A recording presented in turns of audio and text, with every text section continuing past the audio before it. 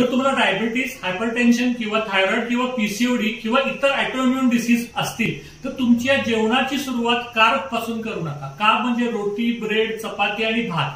ह्या जर गोष्टी आपण सुरुवातीला घेतल्या तर हे इझी शुगर आहे आणि ह्याच्यामुळे इन्सुलिन स्पाइक हायर लेवलला वाढते आणि त्याच्यामुळे थोड्या वेळानंतर आपल्याला डलनेस यायला लागतो आणि थोड्या वेळानंतर आपल्याला परत काहीतरी खायची इच्छा होते आणि आपण परत जर यावेळेस कार्ब लोड केले म्हणजे चपाती, रोटी किंवा भात जर लोड केले तर अशा वेळेस परत रिकरंटली इन्सुलिन वाढून आपला विसरल फॅट वाढू शकतो.